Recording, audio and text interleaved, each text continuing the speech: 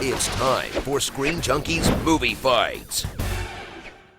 Oh, what in the world? Welcome to Movie Fights, hashtag Movie Fights Live. We got a good one for you today. And I gotta say hello to hashtag Owl Nation. Hoot, hoot. Percival's not in the house, but I am wearing an owl pin. So there you go.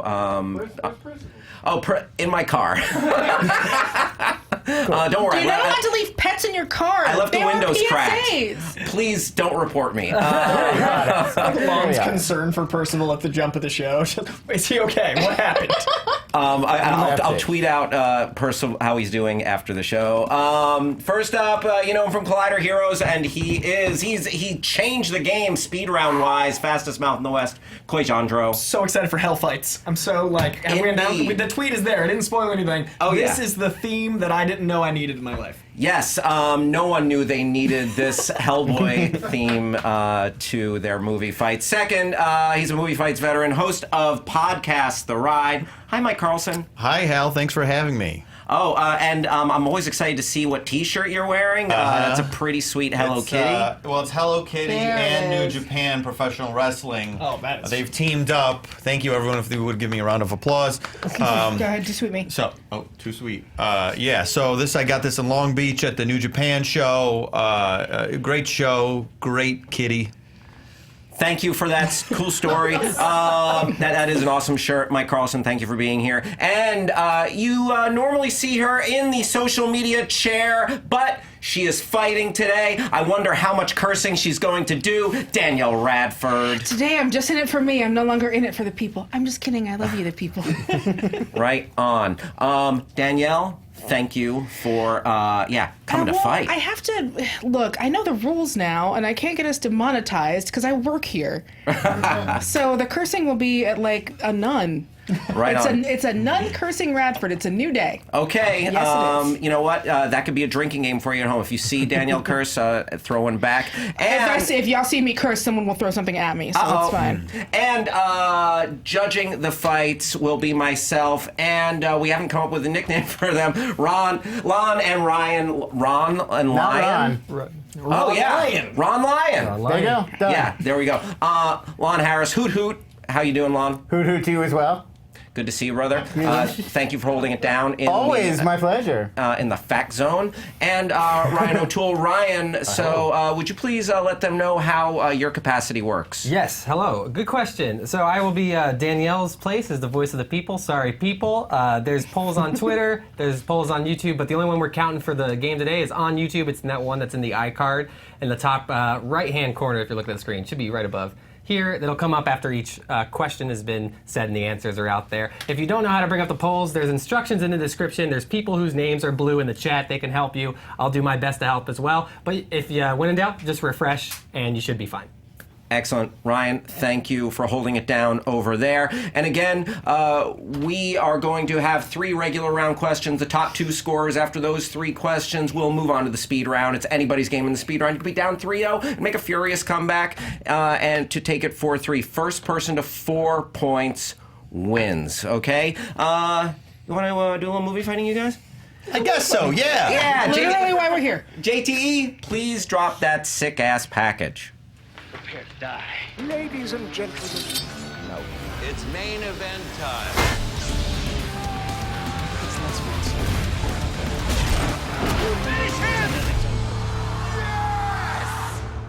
Thanks, Thor.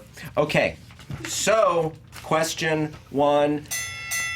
All right, so the question says, in honor of the new Hellboy. I don't know if we need to honor Hellboy. Honor Hellboy. Honor him. Respect him. Due to the rate. Sacrifice for. Put some respect on his name. Yeah, I don't know if the reviews have earned honor, but yes, because Hellboy is dropping this weekend, we ask, who should play Satan in a movie?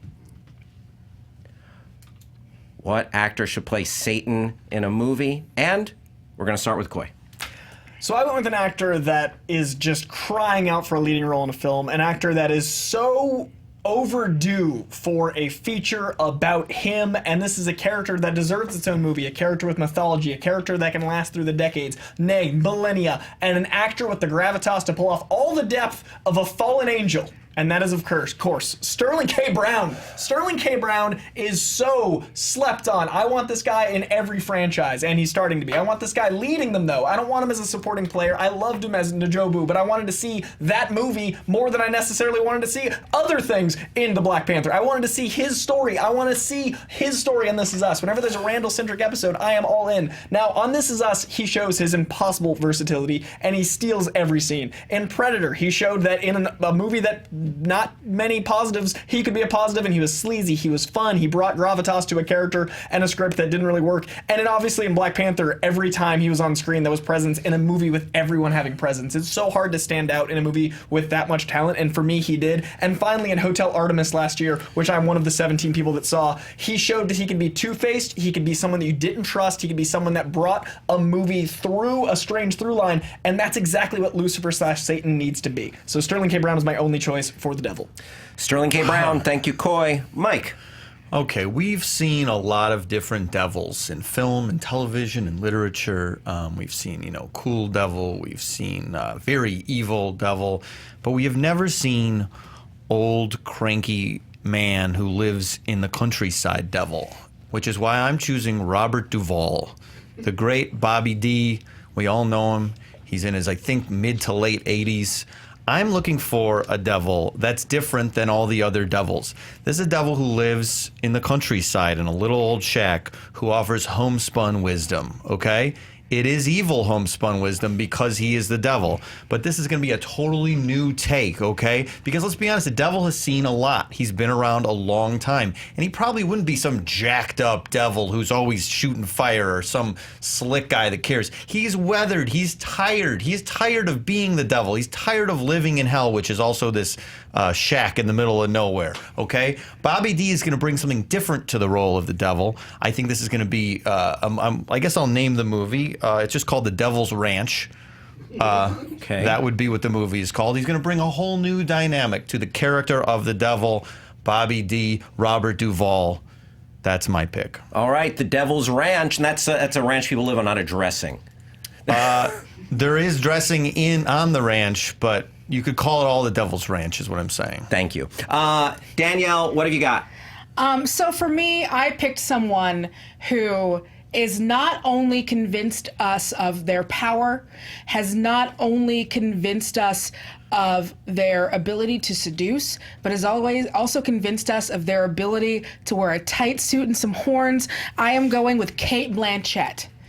Cate Blanchett, on numerous occasions, has not only shown us that she has the acting chops and the ability, she has not only shown us that she can seduce anyone from anywhere with her ability, she has also shown us that she can turn on a dime, and at one moment she can be reeling you in by being the sweetest, kindest, most wonderful person you've ever seen, and then immediately go incredibly powerful. I will destroy you and everything you love if you do not do what I do. She is powerful, she's seductive, she's Cate Blanchett, and that's why I think she'd be a great devil. 3 real good choices. Fight it out, guys. Both of these choices, they're both hot, okay? They're both like youngish and hot. What about weathered and soot covered? That's what the devil should be, all right? We've seen these cool, slick people doing it before. Let's get someone who has a hound dog at his feet. Why would he choose to be old? Like, why would the devil be like, I live for eternity, I am weathered and tired? Like, I just don't understand why he'd be like, I feel like my bones should hurt. And also such a huge part of the mythology of the devil, if we were going with traditionally the devil, is that the devil was the most prized, beautiful angel in the world. So why would the devil stop being the most charming, gorgeous, wonderful person in the world and decide he's going to be cranky in a shack? Because everyone gets tired of being on top. Let's be honest. It's always that is what all very actors exhausting. It's very exhausting. So yeah, maybe if the devil's trying to win an Oscar, then he uglies himself up and lives in that shack so he can win the Oscar. But this isn't an Oscar-winning devil. This is the devil, and that's unfortunately the society in which we live in which hotness rules the day. And the last time we did a comedy devil, it was Little Nicky in and Bedazzled, neither of which worked out well. So I think leaning Who into said the anything comedy about of Comedy Devil? Robert Duvall as the devil. You described a comedy going out. Oh, on a I ranch did and not giving know. angry There's nothing wisdom. funny about my It's just movie a at all. sad, This is dry, a sad like, drama. tumbleweed Yes. going by sounds very like He's I don't know gonna if I'd tell. watch. He's gonna tell you about the horrors that he's seen. All right. He's gonna get a fishing line and take you out on a $7 boat. Why would Yeah. we want to watch a movie about the devil being sad? The devil is the bad guy. Shouldn't we want the devil to be sad? That's like watching a movie about Thanos being sad. Yeah, dude, you should be sad. You did bad things. No, He was sad in the movie at the end. And my thing with Cate Blanchett is she has an inherently cold frigidness when she's evil, and I think the devil is hot and warm. I don't see that coldness translating, and she's already kind of played the devil, and Narnia didn't work out so well for her. And I love when she has a warmth undercurrent, like in I'm Not There, when she was playing Bob Dylan. There's a certain charm to her when she lets herself be on, and I feel like the way she'd play the devil would be cold and menacing in a way that wouldn't work. Whereas Sterling K. Brown is nuance, man. I think that she is Cate Blanchett, and I think she's going to know exactly at which moment to turn on the charm and be warm, be like Carol, be someone who can bring you in and make you want to be with her. And then when you know it's not going to work, or when she knows that her machinations are not going to work, she's going to be someone who's going to bring it down. And I do love Sterling K. Brown. I think that he is a fantastic actor. However, you did mention that you want someone who is a falling angel. You want someone, you've already said he can be sleazy. He has that presence. He can do all of these things. I have not seen enough of him to see him truly be, at the end of the day, the devil is the devil. And when you make the devil mad, the devil is going to show his power. I haven't seen that level of power from Sterling K. Brown. I would love to. We haven't seen it yet, and he hasn't shown that he can actually do that. Season 2, Episode 3, This Is Us. Full-blown meltdown, into rage, and then when he's upset at his family, like at his kids, and he's having a full mental breakdown. For me, that's what the devil would experience. He's going through a lack of self, a lack of consciousness, a lack of belief in himself, but then he also has to be the devil and support himself. So, to me, being the devil is kind of like being a parent that doesn't know if they can handle their shit. So, to me, the Sterling K. Brown has proven himself for 3 seasons. But the devil isn't the parent. The devil is the devil is a rebel. The devil is the one who was parented too hard and is fighting back against being parented so hard. Yeah, that's sympathetic, okay? I want to feel bad for the devil, all right? That's what I'm Grandpa interested Devil? in. Of course. Why wouldn't you feel bad for Grandpa Devil? He's going to offer you a cider, a hot cider, because it's hell. We don't have to Logan everything.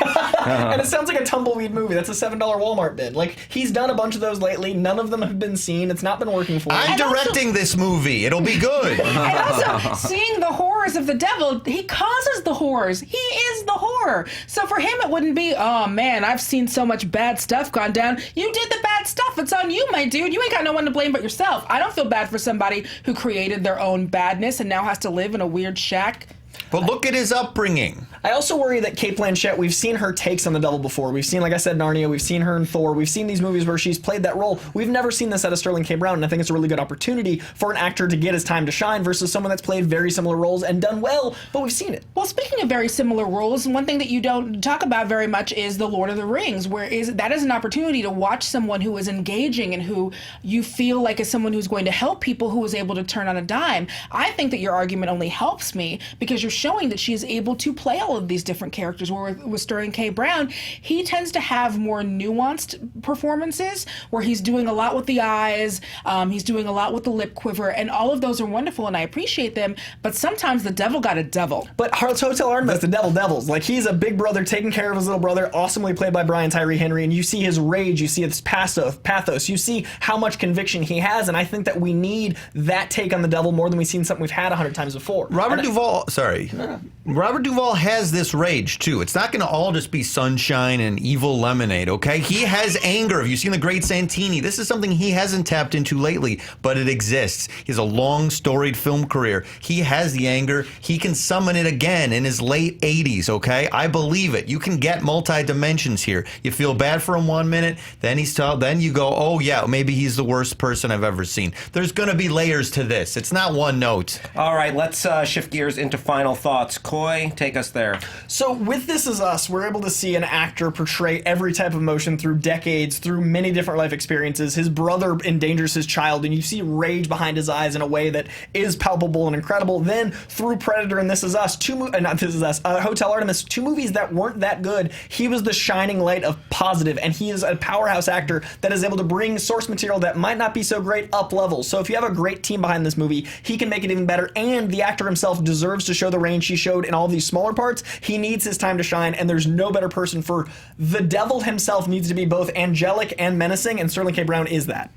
Thank you. Mike? These other two choices are the safe choice. They're boring, they're slick, they're cool. We all know, oh, that's what the devil looks like. It's basically like you could plug him into Bedazzled with Elizabeth Hurley's part as the devil. Like, we got it. We've seen that before. This is a totally new take. But this is also an actor that can do anything you want. He doesn't have to do these kindly old grandpa. He's done that for a long time. But in addition to just being a kindly old grandpa, he has the rage. He has the range. We can actually get in there and do a character study, which is something that is a grand tradition in entertainment, taking the most evil character and getting inside their head, seeing what makes them tick, and then maybe even feeling a little sympathy before then flipping again and feeling ultimate disdain for them. Robert Duvall is going to bring a fresh new take on the classic character, the devil.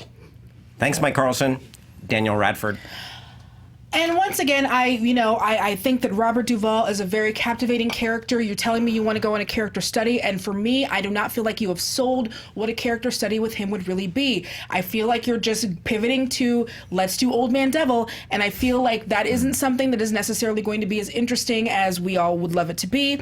With Sterling K. Brown, I agree with you that he does need to be in a role which shows off all of his range and everything that he can do. He has not done enough yet to prove to me that he would be a convincing devil. Unlike a Cate Blanchett, who, with a long, storied career, we have seen her be every kind of person you would want to be. We have seen her be regal. We have seen her be humble. We have seen her be seductive. We have seen her be warm. We have seen her be cold. We have seen her look hot. We have seen all of the things that we would need to see for a devil that I would want to see, who is both capable of extreme charming and vulnerability, and at the same time can turn on that power at a moment's notice. Time. There it is. Okay, three strong arguments. Juan, what's going on in the fact zone? We got two facts. The first one, there was mention of Robert Duvall's age. He's 88 years old. Just want to put that out there for everybody. Mike got it. Okay. Secondly, Coy, chat room's not super happy with you. That was not Cate Blanchett as the White Witch in the Narnia films. That's Tilda Swinton, my friend. That's certainly true. I was going to be drawn and quartered by the chat room if I did not mention it. They've been... Internet, I apologize to all of you individually and as a unit. I apologize. See, guys, Sorry, you were right. So I don't schmo down anymore. Did you officially retire? I'm a manager now. All right. Good place. So some great arguments here. Yeah, lots of good stuff. Mike, I really loved your take initially because you laid out a specific vision. I love the cabin in the middle of nowhere and everything. But I think they started to ding you a little bit on just the tone of the film, and then you said you were directing it. I don't know if that I'm not sure of your acumen as someone to helm a major motion picture. Please. But I feel like that they dinged you a little bit on where that would go. It came down to Danielle and Coy for me. And Coy, Danielle, I thought hit you with Sterling K. Brown has not shown this yet, but then you came back and you had a couple of receipts, including S2, E3 of This Is Us, and you hit back with Danielle. I got to take away, obviously, the Narnia thing, but she was still, Hella was very similar, so just by a hair, I got to go Coy. Lon. I thought all three of these arguments were very compelling. I really liked Mike's Robert Duvall pitch. I was with Mike for most of this round, I have to say. But then I thought at the very end, I really thought Danielle had a very strong final argument and sort of tied everything together. And the fact that she's already played a character that's sort of devilish in a way, I think if anything, that kind of is a point in her favor. We know that she's up to it and can do it. So I'm going to go with Danielle. Okay, one for Coy, one for Danielle. Ryan, does the internet help us out here? I think they do. I'm refreshing one last sec to make sure we have the most updated. Boom. So yes, with 52% of the vote, Cate Blanchett is the winner. Giving Danielle. 24% for Robert Duvall, 22% for Sterling K. Brown. All right, Everybody watch there This Is it Us. is. It is really good. It's a fantastic show. It's really hard to argue against Sterling K. Brown. It's a fantastic choice. He's so good at everything. I want him at more.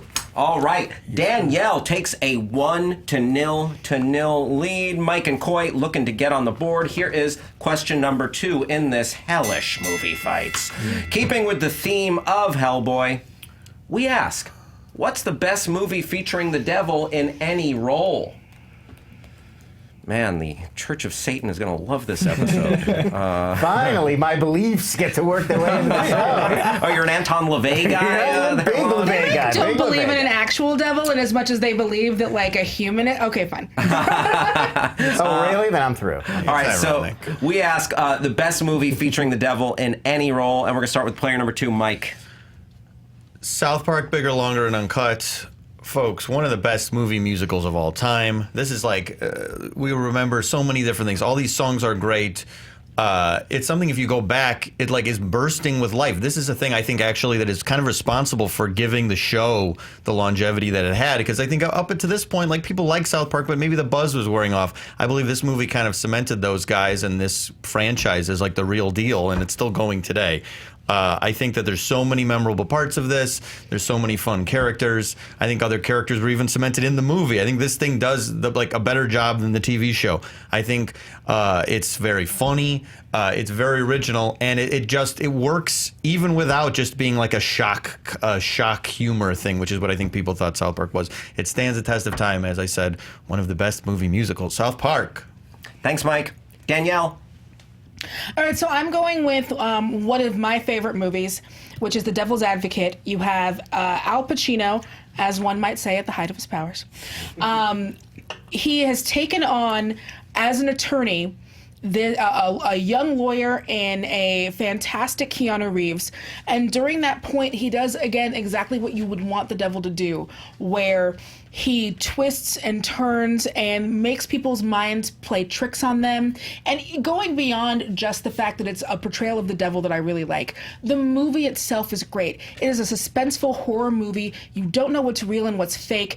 There are fantastic performances from Al Pacino, which you could expect.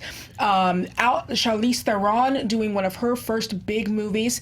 The effects are fantastic. And there is one of the most bombastic, amazing speeches at the end of this movie, along with some very, very incredibly intriguing twists and turns and reveals. And so I'm going with Devil's Advocate.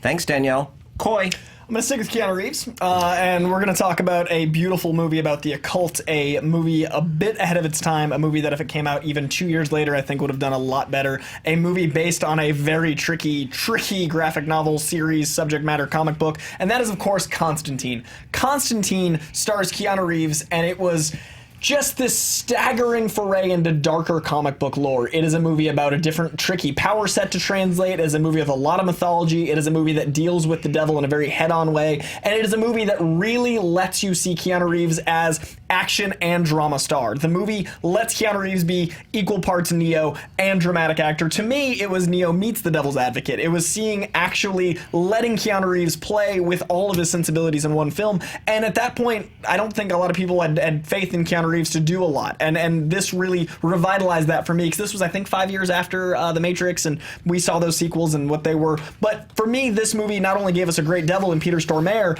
it gave us a very visually iconic devil. When you meet the devil, he's dressed in all white, he shatters this glass, and you're walking through it in that beautiful early, we don't know what CGI is going to be yet, so we're shaping the play of it. And I really remember so many visuals from this film. I remember beats in this film. I remember, like, Diamant Hansu leads the occult in a way that you feel like you're part of the world quickly. And I love when a movie tells you a mythology that you've heard 100 times, but it feels fresh and new, and it also feels real. I felt like I could walk into the world of Constantine constantly, and that is a great way to have a devil film. All right, really Keanu-centric round. Let's fight it out. Okay, so as you know, I'm a huge DC fan. I love Vertigo. Love all of these things. Let's take out for a second the fact that Constantine neutered Constantine, because we're not talking about the comics. I'm bringing it up because I know people in the chat and other people are going to bring it up. We're not talking about Constantine. We're not talking about Constantine or Hellblazer the books. We're talking about Constantine the movie. And even without prior knowledge of Hellblazer the books, it still feels like there was a more interesting version of that character and of that movie out there that they did not quite reach. It felt like there were parts that were lacking and that they could have made better. You can feel it, even if you don't have any knowledge of Hellblazer the comic, you can feel that movie hitting its head against the wall and against its rating. So to me, I had almost the exact opposite experience, where this to me was a movie showing that you could make a mainstream version of a comic that wasn't mainstream. So I literally the opposite, where I was like, oh, this is a thing that no one will ever understand, but they found a way to make it digestible. It was like when my grandma called me and said, who's Thanos? I was like, you made Thanos relatable to my grandma. To me, Constantine was that. It was a movie about John Constantine, an asshole, chain-smoking, kind of hard to tolerate person, but you cast the most likable guy in the world, Keanu Reeves, and then you kind of walk... Oh, Keanu Reeves is darling. But you I think walk that he's line. amazing. I would argue that he's not the most likable person in the world. I am the most likable person in the world. I think That's actually Keanu true. Reeves and Tom Hanks are the two guys left that we And would like me. actually be surprised by if something bad happened around them. Like, they're the two. So to me, I feel like this movie played with all the best of Keanu, and it played with the mythology, whereas I feel like The Devil's Advocate, Al Pacino played Al Pacino in a very cut and dry, if the devil was involved in law, and then you were waiting for Al Pacino scenes. I don't remember any scenes except for the speech, and the whole movie is just Al Oh, you don't Pacino. remember the iconic dressing room scene where Charlize Theron is hanging out with all of the other lawyer wives and they slowly start becoming demons, and that is the beginning of her breakdown, where she starts completely freaking out, doing one of the best performances of her entire career, which until leads her to ultimately killing herself? I'm sorry you don't remember that, because that's an amazing scene. I don't I remember, revisit- but let's be honest. If we're talking iconic scenes, we all remember 10 scenes from the South Park movie versus these two movies. Let's be honest. This is which also, by the way, I gotta say, this is a hard thing to do a comedy musical. There's like 15 good comedies in the history of movies, and this is one of them. Like, this is impossible to make this, and a TV show adaptation also, which is insanely crazy. Those are always like very bad. So this is iconic scenes. We can list them. But South Park for me is always that it's a very piece of its time, which I appreciate, but it's very surface to me. Like, it relates to those things, and I never go back and rewatch South Park personally. I don't rewatch the show, I don't rewatch the movie. It feels like a piece of its time, and then they move on. And I appreciated it at the time, but it's not something that stands as a movie to me. It's a piece of the time or a piece of the show. Well, I would disagree, because I mean, this is actually when they first started getting into stuff that had themes. This is about censorship. It's about free speech, in addition to just about friendship and such. I think this is actually starts these, because early South Park was just sort of like swearing and weird stuff, and this is when we start to get like interesting themes, stuff now that they've actually in the show have gone back and said they were wrong about. So you kind of have a whole arc of like people changing and actually their ideas and their. Well, we can't say it's an arc of people changing, because that doesn't happen in the movie. That's that true. happens I'm just over the making a course point of the about TV show. South So Defending we've got South Park, to, you got to defend South Park, and I completely understand that. But if we can't bring Constantine the comic book into this, then we can't bring South Park the TV show into this. That's fair. Why am I judging while I'm? I am very impressed. Everything's fine. You the work worst. here, so it's okay. Diplomacy. I get it. I said ass, and I was like, oh, did that doc? But I do feel like judging them for each of their merits, just the South Park movie isn't the sum of the South Park show, so it's not as fondly remembered for me. And also, you have to have intimate knowledge of the South Park show in order to get South Park the movie. Whereas Devil's Advocate stands on its own. You don't need to have seen anything else. You don't need to have seen any of these other movies. You don't need to be a fan of it. In the same way that you said, Constantine was something that suddenly your strength of it being its own thing. Your grandma understood who Thanos was. Devil's Advocate doesn't ask anyone to know who anyone is except the devil, which we all know. Wherein with South Park, you cannot go into that movie fresh. You have to know the tropes of that TV show. You have to know the tropes of that. It's still a fantastic movie, but it does not stand on its own. And I think that's a very important part of movie making. I have to disagree. My dad had seen one episode of South Park. He didn't like it. He took me to see the movie, my first R-rated movie in the theater. That's how sheltered I was as a kid. I'm very old now. I took him in. As soon as Uncle Fucker started, he loved it. It was like the funniest thing he'd ever seen. He didn't know he didn't know the people. For me, imagery is such an important part of a movie, especially if it's about the occult and devils. And to me, The Devil's Advocate, I remember Al Pacino, I remember Keanu Reeves being in it, but to me it's a very lawyer-based film that feels very, and I know I might be wrong here, but it's very courtroom drama-based, whereas The Occult with Diamond Hansu, Rachel Weisz, Keanu Reeves, I remember so much imagery, like the water, the glass, the symbols, and Keanu Reeves doing this all the time was always awesome. And all that ties to the mythology of the devil himself. No, there is so much imagery. You get to see the lake of fire at the end. You get to see a portal open where you get to see some parts of hell. You get to see, again, those women in that dressing room slowly turn into the devils that they actually are and the demons that they are while they seduce and corrupt his wife. You get to see what's happening in Charlize Theron's mind when parts of the house start slowly transforming. I'm guessing that maybe you didn't get a chance to see this before the show, and I completely understand because I don't know if it's streaming. Go find it if it is. But I think that that's more of a case of you not remembering it because you haven't seen the movie, because the visuals in that do absolutely take you right back into hell, while also showing you a world that is part of our world, and showing you what it would look like if someone was able to affect someone in the brain, and show what would happen if you were being seduced and if you were being tricked by someone who wanted you to do something for him. He very much wanted Charlize Theron's character to kill himself so that, spoiler, his son and his daughter can burr, burr, burr, burr, burr. And so in order to do that, he drove her insane, and you get to watch her descent not only by her actions, but also in the way that it's portrayed in the film. I feel like you and I have the same strengths we're seeing in each of our films, and that it's the world underneath ours, that we feel like we're part of it and all those things. So it's just a matter of genre. For me, between, like, our argument is very similar. Yours, courtroom, mine, action, comic-based, and all those style choices. But to me, what holds mine up above that is the devil himself and the part he plays. For me, Al Pacino stayed Al Pacino throughout the film. At no point did I feel like he was the devil. I felt like Al Pacino was talking at Keanu Reeves and telling him to do bad stuff. For me, Peter Stormare had this dripping, dark viscosity of evil that really established the entire occult, and it,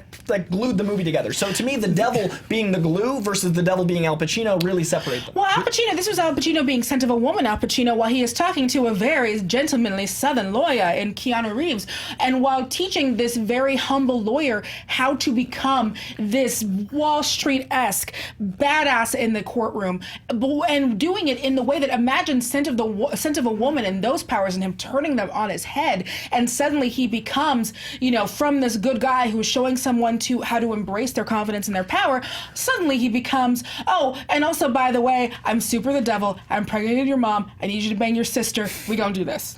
These are two movies, I think, though, that while they're both, like, good and competent movies, they lack some personality. They lack a pop. Whereas, like, South Park, you know, you can feel like who the people who made it are. Roll this into your final thoughts. I will absolutely do that, Hal. Thank you. This is a weirdo comedy property that ends up being nominated for an Oscar. Blame Canada, sung by Robin Williams at the Oscar. Like, that is crazy. That is how much of an impact the movie made, and how everyone had to recognize how good it was as a movie. I think that if going back and watching all three of these, you will come away remembering the most from South Park versus the other two competent devil movies. That's what I'm going to say. Thank you, Mike. Danielle? So again, for me, the musicality and the humor of South Park is great. I still feel like, as far as a movie that stands on its own, it does not. And again, these are movies that are about whether or not they are good devil movies, not necessarily about whether the devil is good in them. And so for me, I think that is also what takes away from Coy's argument, because Coy argues that Al Pacino is not a good devil. This is not about whether or not the devil in this is good. This is about whether or not this is a good movie featuring the devil. And for me, between the performances, the visual effects, the slides in character, and being able to see how the devil would actually affect these people in the real world and corrupt their souls, and what that does to them and their minds, along with being great acted. And yeah, it's a procedural. Who don't love a procedural? I'll tell you what, nobody who watches CBS, everybody love a procedural. So that, combined with all of those things, is why I believe The Devil's Advocate is the better movie. Thank you, Danielle. Coy? So I agree with both of your statements. I think the movie that needs pop should be the one that you want to watch again, the one you revisit. And I agree that it's all about not the devil himself, but the film involving the devil. So not specifically Al Pacino's performance, but the fault I have with your film is that Al Pacino's performance never felt like the devil was in the movie. So it's not a fault of the performance, it's a fault of the film never capturing, for me, devil. Like, the devil never felt like I was watching a movie about the devil or a movie about hell. I felt like I was watching a movie about actors playing the devil, and Keanu Reeves playing opposite an actor playing the devil. To me, the best movie is the movie that fully immerses you in a world, a movie that fully puts you in a story, a movie that fully makes you believe that world exists. A movie that is the best is the one that fully encapsulates the entire story. So to me, this one, the Constantine adaptation, it supersedes what it's adapting in a way that makes it more digestible and mainstream. I like Hellblazer the comic, but I like that Constantine was able to make Hellblazer without Hellblazer, and it's a movie that fully immerses you in the world with all performances where you're not thinking of the actor playing them, all performances where you're not thinking of the dialogue, all the actions, so you're fully immersed in the world, and most of all, you fully believe in the occult by the end of the film. Rachel Weisz's imagery sears into my mind. Peter Stormare in that white suit seared into my mind. So there's images, there's catchy dialogue, there's believable characters, and at no point was I watching an actor play the devil. I was watching a movie about the devil with incredible performances. Time, there it is. Lon, let's go to the fact zone. Not a lot of wrong facts. I should point out Mike is definitely the most likable person in the world. I don't know how you guys can miss that. confirmed. No one's arguing the divulge. Confirmed. Yeah. No one's arguing that. Done. I just thought this was interesting because Mike had discussed how the movie sort of pivoted South Park. The movie only came out 2 years after South Park debuted on TV. That's crazy. South Park debuted in 1997. The film came out in 1999. I thought it was a much bigger gap there. Wow. Lon, please go ahead and give us your thoughts on this round. This was really tough. I thought everybody made really great arguments and brought it back to the movie. Like, by the end, we were really discussing, like, which of the three movies is the best. It wasn't just about the devil, which I thought that was cool. It's hard to say. I think by the end, it sort of came down to Coy versus Danielle. To me, I thought Mike did a great job of arguing, here's why this was like an unexpected treat featuring the devil, but I didn't necessarily feel like here's the best movie. But ultimately, I thought Coy had a really great final argument wrapping it all up, so I'm going to go with Coy. All right, that's one for Coy.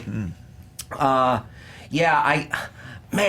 gotta say, Mike, I completely agree with Mike's choice. But as far as the arguments go, oh damn! So that's hard. I gotta take myself. I gotta take myself out of it. Yeah, So, I also would not. I don't agree that Constantine is the best of these three movies. You gotta right. just go in the argument. I thought Danielle leveled some devastating blows on Coy when she was talking about just how disappointing Constantine was for a lot of the fans, and separate from that, I just remember the not having a totally satisfied feeling with that film, and so it really came down to Mike and Danielle for me. And at the end of the day, even though I don't agree that Devil's Advocate is better, I thought Danielle made the stronger arguments as the film as a whole. So I gotta go Danielle.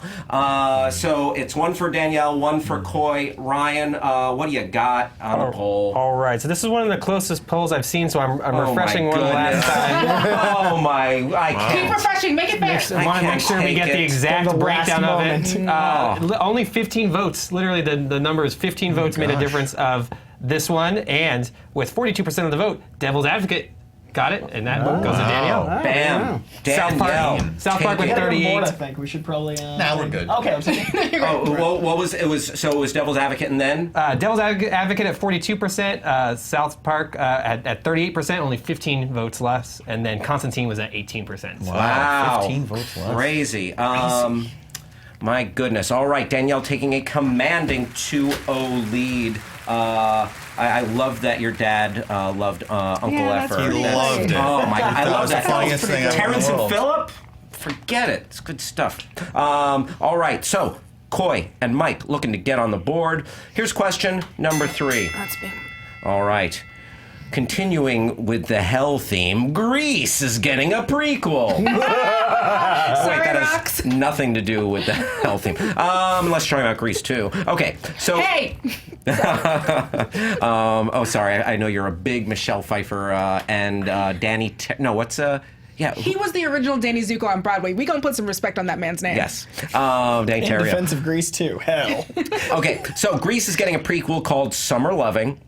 What movie musical should get a prequel, and what should it be about? And we'll start with Danielle.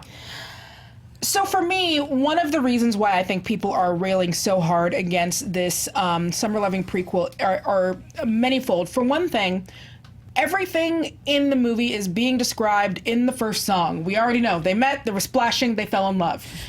Tell me more, tell me more. You already told me everything I needed. We're good. Also, there is the problem with prequels, which is something that we dealt with Solo and other things, of the problem of being recast. I picked a movie where not only does it not really require recasting, it also expands the world and makes you understand more about motivations. I picked Little Shop of Horrors, and for my pitch, I want to take us to the land of Audrey 2. I want to go and find out why those plants need to come to another world in order to take it over. I need to find out how long they've been doing it. I want to find out how their civilization works. Are there little plant babies? We know that there are. How do they, aside from reproducing just from around, are there plant families? Are there other things around that? It's an interesting world. It's a world that we have not explored, and it's something that we can see that truly doesn't do anything that makes you go, oh, well, now I look at all of the rest of this thing that I loved before differently. It is truly its own unique thing. And then when Audrey 2 comes down, it will be Audrey 2, and you will still appreciate what the musical was without it having really any effect on, you watch it now and you go, oh, that's how that happened? Oh, he's named Solo because he was alone? Burf. None of those problems are going to happen with my Little Shop of Horrors prequel musical. All right, Little Shop of Horrors prequel. Coy. Once again, same ideas. Mine also doesn't mess with mythology. Mine is an anthology prequel. I love that anthology shows exist. I love that, like American Horror Story, you can just jump in. I love that this world exists. There aren't, in my opinion, enough anthology films, and I would choose La La Land to begin shaping an anthology musical series about Los Angeles. I want to see more about LA. I was so excited when they were originally saying True Detective Season 2 was about how they shut down the electric car and was going to be about like the corrupt system of LA and how like that ruined America. That was the thing that was interesting to me because the mythology of LA is fascinating. There are so many movies about the New York crime scene and the Boston departed world and all those things. I want to see more about LA, and I want to do a musical called La La Land Sunset Strip. I want a musical set in the 80s on the Sunset Strip, seeing the rise of rock culture. I want it set at the Whiskey. I want it at the Viper Room. I want it at the Roxy. I want a movie that is in the same genre as La La Land with original music with that 80s rock vibe that shaped so much of American culture. American culture is founded on the Sunset Strip with a lot of music, and I want to see that movie come to play. And then you've got a third film which you can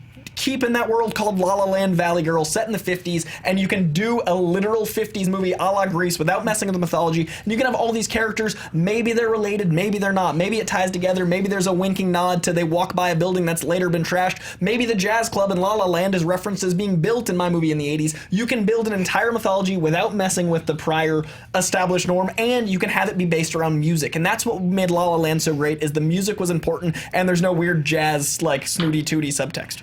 Thank you, Scott Mance. Thank you, Coy. Mike. I am going to choose one of the best movie musicals of all time and make a prequel out of it. The movie, the original is, of course, Purple Rain. There it is, The Immortal Prince. And look, there are 5 albums before Purple Rain, okay? There's a lot of music before this iconic album comes out. I am going to, look, I think there should be 5 movies? Yeah, 5 prequels? Of course I do. I will choose, though, one of my favorites of his albums, Dirty Mind. Okay, he's a young man. He plays the kid in Purple Rain. So let's go even back to when he's just hitting puberty, okay? This is going to be, I'll call it a romp, a bit of a romp, sort of a sex comedy, okay, for a specific generation, right? There's some of the best, first of all, music-wise, a musical needs to have amazing songs. Done. I should kind of just win here because these songs are better than any songs that are going to be in these 2 prequels, okay? No offense, Menken. No offense, whoever that person was that made La La Land. That's not being dismissive. Giselle. I just don't know. Thank you. But we're talking about songs like Dirty Mind, When You Were Mine, which was covered by somebody. These are all fantastic songs, and they're going to show the kid, Prince's character, at age, whenever kids hit puberty, 12, 13, 14, and it's going to be just about sort of the horrible thoughts you start to get in adolescence. But instead of expressing them in terrible ways, he's going to join a band. He's going to express them through song in a nice, safe way. Folks, Prince, Dirty Mind, prequel to Purple Rain. Oh, 3 delightful, different choices. Fight it out, please. Okay, so you originally suggested, and I love Purple Rain. Purple Rain is one of my favorite movies, but you originally suggested that it was going to be a sexy romp. Do not want to see a sexy romp with 13-year-olds. Don't want it. Don't need Prince it. is the sexiest man ever. Seeing like a sexy baby Prince makes me very I uncomfortable. don't need to see a 12-year-old in chaps. Sexy through songs. But like a thrusting guitar 13-year-old gives me so much anxiety. The subject matter. Again, he doesn't have to thrust. He's not going to be wearing the iconic thong picture from the album Dirty Mind. But also so much of Purple Rain, and if you're going back into his childhood, what that means is you're going even deeper into when his dad was the worst. He grew up in an abusive household. You cannot, you can't ignore that if you're going to be talking about this. And so what you initially pitched was a sexy romp. There is nothing sexy about an abusive household.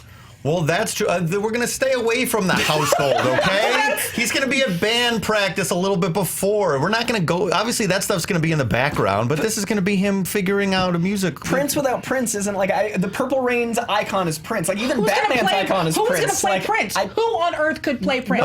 An unknown. No one is Prince and no one is Bowie. We will do a wide sweep, a large casting call for a young man who is like Prince. I don't want to see Prince. I don't want to see Bowie. I don't want to see these icons be tarnished. And for me, like, what's Invasion of the Body Snatchers without bodies to snatch? Like, it'd be like Michael Bay's sequels without the human relation. You're on a planet where you're not invested in the character. So I like Michael Bay, the first Transformers and Bumblebee because of the relationship between. So it humanized the animals, so you feel for the robots. With the Body Snatchers, if it's an origin before you see their backstory, I don't know how invested I'll be in the creatures. Well, you can absolutely be invested in them because in my take on this movie, because obviously this was also about sending our pitch, my idea is, much like our own Earth, they have ruined their Earth. They are plant creatures. There are certain things they need to survive. They need CO2. And in this case, they have evolved to need blood because they have destroyed their own environment. How do they get to that point? Does anyone help them? Mine is more of a Rise of the Planet of the Apes style, but with jaunty tails and some Little Richard. And so it's about how they have gotten to the point where there will be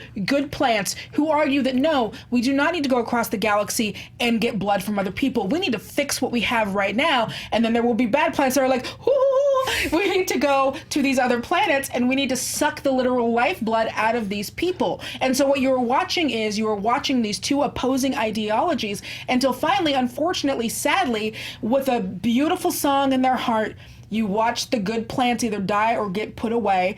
Everyone loves, look, the best musicals end with sad, sad death.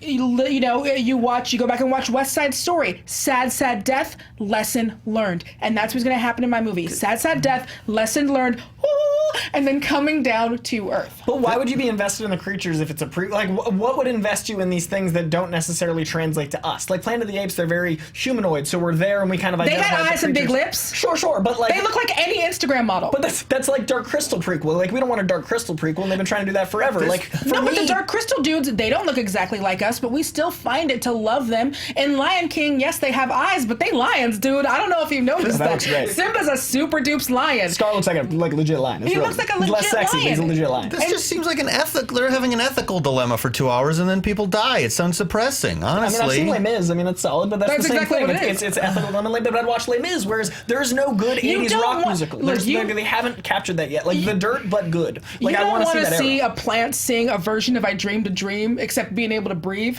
I do. I'll watch Ferngully again. Ferngully's dope, and I can watch happy But speaking of The Dirt, aren't we so tired of LA writers telling everybody else how dope LA is? Yes, we are. Don't That's want to true, see yes. that. But they haven't done done it in the time yet. We've done it modern, we've done it classic. I think the 80s is not an era we've really We're done constantly, with the local... well, no, and this wasn't a musical, but we had all of Entourage. If you want to see the Sunset Strip, if you want to see all of the began. I want to talk about the Bugsy Siegel era. I want to talk about when they're founding these like skeezy clubs. I want to talk about the mafia underbelly that founded LA. So much of LA is crime, and we haven't touched on that. Well, we've already done that in Chinatown. Let's just do a musical of Chinatown. That where sounds it's like, amazing, My and it would work in my La La Land. That's not La La Land. The La La Land is like a very nice feeling bland. Like, there's no way these things are going to tonally fit into La La Land. That's just like metal band, and you've got like That's your not Ryan La La Gosling type Land. with La the La hair Land is metal. La La. Like, here we are. It's this time, So and I love jazz. instead of jazz tone, it's classic rock tone. It's 80s rock tone, and you've got your lead it's guy a with the hair. different movie. Danielle, It's a make this different point movie. and roll that into final Okay, thoughts. yeah. So what I'm saying is, I don't want to see, there's that beautiful, hopeful version of everyone dancing about how much they love being in LA on the thing.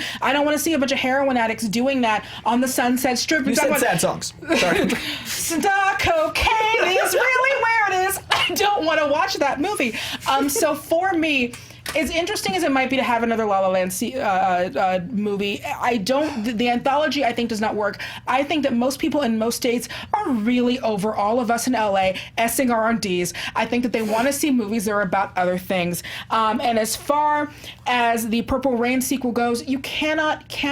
This goes to my point about casting. You can't recast Prince, my dude. He's Prince. And unless we're going to make Janelle Monáe a 13-year-old, that's the only way that we can do it. Yeah, let's do that. Not literally. That's a great idea. Literally not how it's going to work. There is no one who's going to be able to be a young prince. In my movie, you take away all of those factors where it's a story about good versus evil. There are people who are working very, very hard. Are plants who are working very, very hard. There are plants who are trying to work against the other plants, and at the end, you do get that beautiful bit of that sadness and that melancholy that you see in a Hamilton, that you see in other movies, where it's like, oh man, this is super sad. The original Little Shop of Horrors ended with Audrey being straight up killed by Audrey too, and so this completely works for me, and that's why I say Little Shop of Horrors. Thanks, Danielle. Back around to Coy. So for me, an anthology series of films makes it work in anything. It doesn't have to feel like La La Land. For me, what sells it is La La Land Sunset Strip is a genre of film that doesn't exist yet. Like, when an anthology film doesn't exist in this way, and 80s rock is so important for the music we live now, and whether you like LA or hate it, or whether you're sick of LA or not, it's so much of American pop culture that people don't know about the crime. People don't know that these clubs were founded by mobsters. People don't know about the music scene. And I totally agree, the sadness and the highs and lows of the 80s is so important for the culture we live in now.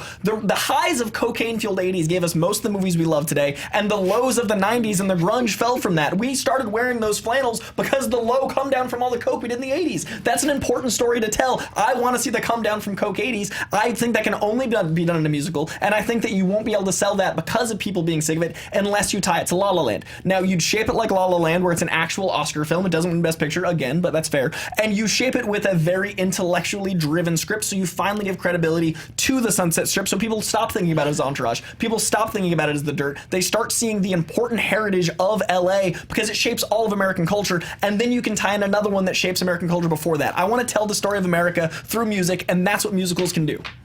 Thanks, Coy. Mike. I think when you're looking at a prequel, you want something that shares DNA with the original movie. Like, this is a fine idea to go through the musical thing in LA or whatever, but I think you want something that connects it. This feels like a totally different movie. This feels like Rock of Ages, maybe a slightly prestige Rock of Ages, which is not something I necessarily need to see, I'll be honest with you, but I maybe would watch it. It just doesn't, if you really love La La Land, you're going to want to see stuff from La La Land. You want to get the vibe or whatever, and this is not going to give it. As far as the Little Shop of Horrors prequels, I want to see plants have fun. I don't want to see plants debate big issues, okay? We have all these wonderful puppet plants, and we're just going to see them, like, have ethical dilemmas and crisis of conscience? I mean, what are we doing here? Let's see them grow up and spit out seeds at each other and have hijinks. That's what I want to see for a plant movie. Dirty Mind. First of all, there's a show called Pen 15 right now. We need art that explores what it's like to be adolescent, what it's like to be super horned up at a certain age, okay? We don't have to be graphic. We don't have to be weird about it. And I think the Janelle Monáe thing is really great because on Pen 15, some older comedians play themselves at that age. Let's do Janelle Monáe. Let's have her play a 13-year-old, and she sings some of the greatest songs ever, some of the weirdest, horniest songs Prince ever wrote. It's called Dirty Mind, a prequel to Purple Rain. We're in business here, folks. Let's be honest. That's the one you all want to see the most. Time. I don't like it. All right, there it is. Lon, what's going on in the fact zone? Not a ton of facts to check. I do have to mention, a lot of people in the chat room mentioned it. Mike brought it up at the very end. Rock of Ages is a rock musical that is set on the Sunset Strip in the year 1987. It's not prestige. A little bit over it. It's not. It is not prestige. And no one saw it. But the bourbon room in that musical, in that movie, is supposed to be the Viper room on the Sunset Strip. So it's It didn't touch crime. It didn't talk about mythology. Just thought I'd mention it. And then, No, but someone sang into a butt. That's true. And there's a monkey with Tom Cruise. I mean, what do you want, people? and we also mentioned Prince's classic track "When You Were Mine," memorably covered by Cyndi Lauper. Of course, I forgot. Sorry. Cyndi Lauper. Yes. Woo! All right. Three good films. Man, Danielle, you had some great stuff in there as far as Little Shop of Horrors, and I love Little Shop of Horrors. If you haven't seen it, please see it. But I feel like they dinged you a little bit as far as, like, there are people in the Little Shop of Horrors, and just how do you make those plants watchable and, like, fill them with enough Make 'em personality? sexy, baby. Oh, sexy plants, perhaps. And Avatar 2. yeah, it So bringing these to Avatar 2 Sexy Plants. Sexy Plants. Ooh. James Cameron's got some Oh yeah, ideas. Home Tree's about to get funky. Okay. Take my hand. It came down to La La Land and Purple Rain to me. And you know what? It was La La Land all the way for the longest time. But I thought Mike had a great closing argument there, and he leaned into, okay, yeah, it doesn't, we can play with the casting. There are shows that delve into how difficult adolescence is, and I think Coy, they dinged you a little bit with just tonally it's different from the film. Does it work? Rock of Ages was brought up, Mike just won me over in that final round, so I'm going Mike. Lon. I have to say, there was one fairly clear winner for me just about the whole time. I love the Dirty Mind album. I love Prince, but I had a really hard time picturing how this movie would work. Some unknown kid trying to perform these Prince songs. I don't know. I think they kind of dinged him on that. And then if Danielle hadn't suggested Janelle Monáe, I don't think he would have gotten there. And then for Coy's, it sounds more like Rock of Ages than La La Land. I'm not sure how it sort of fits into the La La Land sort of tone or style. This sounds like such a different project. So yeah, in the end, I thought Danielle made a really compelling case. I loved the reference to Rise of the Planet of the Apes, that we're really seeing this sort of totally different version of the story. So yeah, I'm going with Danielle. All right, so we have Mike, Danielle, Ryan. What do we got on the poll? All right, this one was not as close as the last couple of rounds. The runaway winner, over 60% of the vote, was Little Shop of Horrors. Danielle. Answer. Danielle takes it. 3-0. 3-0. You know what? What is happening? I suck at this game. Not today. You don't. Were there any other good suggestions? By the way, there were a bunch of some good ones. Some people wanted a lot of Rocky Horror Picture Show shout-outs. Some people pitching a middle school musical. I saw that one on Twitter. A high school musical prequel. Lon, he did put his hand up because he does want the Dark Crystal prequel. So It's not a musical, but I still would like to see it. So I took note of that as he did that as well. And Poop Trash Bucket thought Pop Star would be a good prequel. I just wanted to say his name. Bucket. right? Trash bucket. Oh, yeah. Trash bucket. I just try to give as many shout-outs to at Yeah, Trash Bucket that's a as good possible. handle. Let's get it That's a right. good answer, on because the the show. Style Boys, you have a story that's all ready to go. And I believe Logan, our Facebook guy, was the one who mentioned that first. He said the Rise of the Style Boys. coming up. Yeah. Oh, that would be great. A pop star prequel. Fun fact, Okay, guys, I so love Rock of Ages. Me too. A man sings into a butt. I was so afraid. all to say a right, prequel we to are that. tied 0-0 to see who will get into the speed round to face this force of nature known as Danielle Radford. That's Is a not 3-0. Yes, it is true. That is a true story. Okay, so Mike. Coy, the tiebreaker works the same as the speed round. I will ask the question, shout out your answers, then you get 20 seconds to elaborate in the order that you answered, and then 10-second rebuttals, okay? Y'all ready for this? I guess so. Yep. Here we go. Jeremy Renner is planning to bring back Hawkeye for a new Disney Plus series, but if he chose not to return, what other actor would you want to see take on Clint Barton, Hawkeye? What other actor could play Hawkeye if Jeremy Renner didn't return? Nick Offerman. Nick Offerman? Army Hammer. Army Hammer. Okay, we heard Mike first with Nick Offerman. 20 seconds begin when you speak. All right, Nick, first of all, get on HGH, start working out, baby, because you're going to do this. We're going to base this on Matt Fraction's awesome run of Hawkeye. He's in an apartment building. He's just dealing with, like, stuff. People, there's goons. He's got a dog. This is just everyman Hawkeye. This is what Nick Offerman is going to excel at. Obviously, visually, like, we can work on his body, but he is somebody who you root for, who you want to believe in, somebody who you believe would care about an... Army Hammer is also playing Everyman Hawkeye, but it's going to be with Kate Bishop. He's going to be training Kate Bishop. We finally need Kate Bishop in the MCU. She is the Hawkeye. It's set on the West Coast, based off the all-new Hawkeye. He is the Everyman. Look at him in Man from U.N.C.L.E. Look at him in these other movies. Look at him in that movie with Timothée Chalamet. I wanted Everyman Hawkeye training a young new Hawkeye. That would actually be watching. And Army Hammer has that place. You just assume it's superior. It'd be minimal backstory, minimal screen time, so we'd actually have time to introduce Kate Bishop.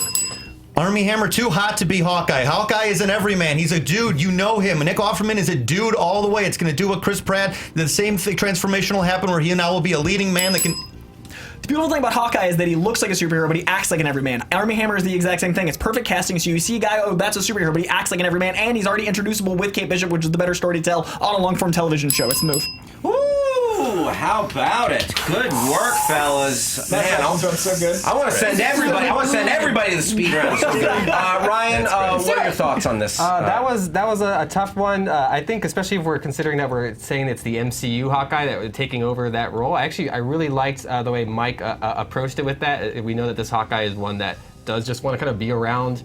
He just wants to go back to his ranch with his family. That's kind of been his motivation. He's like, I got to get out and do this again. And I think the progression of that, Nick Offerman could slide in that really well. I thought Mike did a good job saying that, so I'd take him to the speed round. Yeah, I thought we had, so it's one for Mike. I thought we had 2 great opening rounds, I thought Mike parried all of Coy's attacks, and by a hair, I got to go Mike with when you said Nick Offerman, I was like, but then like HGH, get him in check, bam, you know what? You got me on many points, so yeah, Mike, you're going to the speed round. Coy. Action, man. My hands are sweaty from all the speed. I understand. I appreciate that. I shall take over your mantle of talking too fast. With zeal, hammer. All right, so Parks and Hawkeye. we don't get there's no point for that, so Danielle enters the speed round at game point, up 3-0. Yes. Mike, I talked about it at the top of the show. It's if you want this, you're going to have to make the furious comeback. All right. Coy, well fought We'll see. all the way through. Thank you, brother.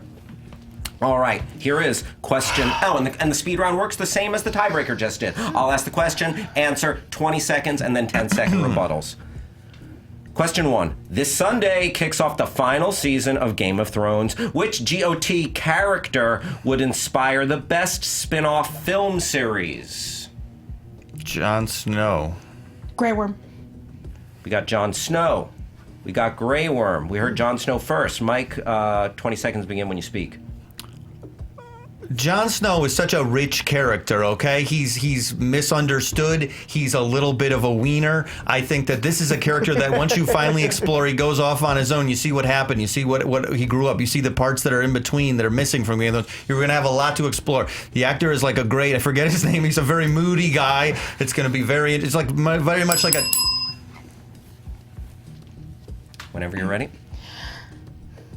So with Grey Worm, what you have is something new that you haven't seen before, but you have it with the Grey Worm where it is a warrior who is learning how to put down his sword. His fight has ended. He has fought for other people for his entire life, and now he has to learn how to actually live a life and how to love. And there will still be adventures. He will still walk the earth like Cain, and he will still fight, but this time he will fight for himself instead of fighting for a queen, instead of fighting for his slave master, instead of fighting for other people. There's plenty of movies where a person puts down the sword. Dirty Hair, Dirty Hair, I think is the movie I'm thinking of. No, maybe it's not. Jon Snow, that's going to be something different. That's going to be more like a petulant kind of teen drama. We're going to see a different tone. I think that we've already seen enough of Jon Snow. This was essentially Jon Snow's series. I feel like we've already gotten to see everything we were going to see with Jon Snow, whereas with Grey Worm, there are a lot of things you can also cover. You can also cover his earlier life and have him do flashbacks. All right. Woo! Good stuff, you guys. Lon, where are you at on this? Very good first rounds. Very, very carefully balanced. Kit Harington, the name of the Jon Snow actor. But I thought in the second half, Danielle really pulled away. I think I got a much more sort of clear idea of what the Grey Worm show could be, and I sort of agree. Like we've seen a lot of Jon Snow. It'd be interesting to blow up sort of a minor character. I'm going with Danielle. All right, Lon's going with Danielle, and for many of the same reasons, I also got to go with Danielle. Danielle, you just won movie fights. Whoa. Beautifully done. I've never seen the show Game of Thrones. I have also never Really? seen I've seen one episode, so when that was in the speed round, I was like, That can't be possible. No, I haven't. I saw the pilot. Wow. I was out. Michael, thank you for... I get it. It's too dark for you. Thank you for... invested in loving so those characters. you're not a Game of Thrones watcher either? No, I don't like investing in characters that die. I know they're gonna die. Why would I be like, I love him? Oh no. I'll get to it, maybe. Sure. I'm not against watching it. When they have a ride, you can catch up on it. Now you're talking my This language. is some fascinating stuff. But you know what's also fascinating? Danielle pitched a shutout today. 4-0. Okay. For love, Danielle, awesome stuff. Go ahead, give some shout outs, celebrate. If you want to pop open a bottle of champagne. I don't. This is not welcome to my house. I don't have a champagne bottle to pop. I am no Florida. Yeah, this is crazy. So yeah, we for movie fights, or not for movie fights, that's the show. For Honest Trailers, we just put out the Honest Trailer for Mortal Engines. Y'all go watch that. I've been doing a lot of the Honest Trailers, and these have been great, and we've been doing a lot of the commentaries, which has been really fun for me. So the best way you can support me is to continue to watch all the stuff that I do, so that people will give me the money. Heck yeah. So I can keep doing the stuff and paying rent. And then that's how we get new dresses, you guys. New dresses. Is that a new dress? Dresses. This is an old dress that I haven't worn before because it does like a weird thing on camera, but it's also like laundry day. You know what? Looks great to me. And I saw there was an awesome tweet from one of the actors in Mortal Engines, the new Honest Trailer. She was saying like she was so thrilled that she got Honest Trailerized. So that's we've actually heard from a few people who are in it, including one who was like, "How come I didn't make the list of the most attractive people in the post-apocalypse? I'm attractive. I'm in the apocalypse." And you know what? You're right. You are all incredibly. None of them are wrong. We just don't have. We didn't have time for all of the pretty people in the post-apocalypse. Sorry to everybody in young Hollywood, but awesome work, Honest Trailers, and today on Movie Fights. Mike CARLSON, always hilarious, and thank you for bringing up one of my all-time faves, South Park, Bigger, Longer, Uncut. Sure, no problem. Tell us about your podcast and any other stuff. Sure. I'm Fat CARLSON on Twitter. Podcast called Podcast The Ride. It's about rides and theme parks, and then also on our Patreon, which is like extra bonus episodes, we get into stuff like McGruff's music career. We'll be doing a Ninja Turtles coming out of their shells episode soon.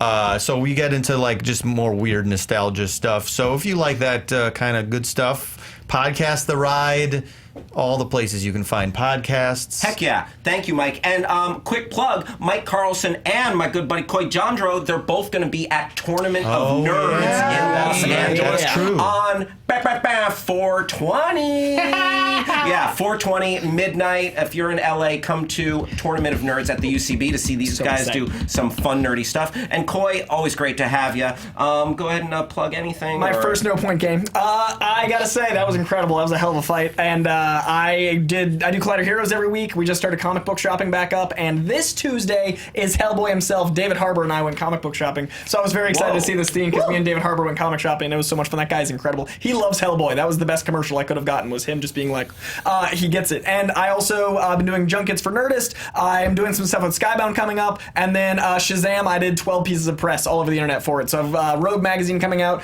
Sat down with Jack and Zach. Sat down with Jack. Sat down with Asher. Look for Shazam in my name, and I had so much fun with that movie. Go see Shazam, then see Hellboy, and then let me know what you thought. So cool. Coy, thank you for being here, and that sounds like a lot of awesome stuff. Lon Harris, thank you for holding it down in the Fact Zone. Always. Just hanging with Jack and Zach. You know me. Cash hangs. Just hanging, Lon, what's your Twitter handle and all that good stuff? Find me on Twitter at LONS, and if, unlike these guys, you have seen Game of Thrones, check out Casterly Talk, the podcast I'm doing about it with Ken Knapsack. Heck yes, Lon. I thank you, sir. And Ryan O'Toole, thank you for holding it down in the social media chair. Thank you for having me. Please go ahead and tell us a thing. At Ryan O'Toole on Twitter, and I just wanted to at least give a shout out to at Sleeping Shrimp on Twitter. Use the hashtag MovieFightsLive. He did Photoshop a corgi on an owl for Danielle. I've been waiting. I have the photo saved. I will be showing it to her once the show. I think after a sweep, she's really deserved it. So thank you, at Sleeping Shrimp. I want to thank everybody for watching. If you're worried about Percival, don't worry. I just got a text that the police broke my window out of the car. If you are in LA tomorrow night, Friday, is it Friday the 12th? I was going to say, no, it's not Friday the 13th. Friday the 12th at 10:30 p.m. at the Pack Theater. I'm hosting a talk show. Going to be a lot of fun on 420 Tournament of Nerds at the UCB Theater in Los Angeles. And follow me on Instagram, Twitter, at Hal Rudnick. There's a lot of dumb stuff going on there. Hoot hoot. Thanks again for watching. Bye-bye. Thanks, Billy Biz.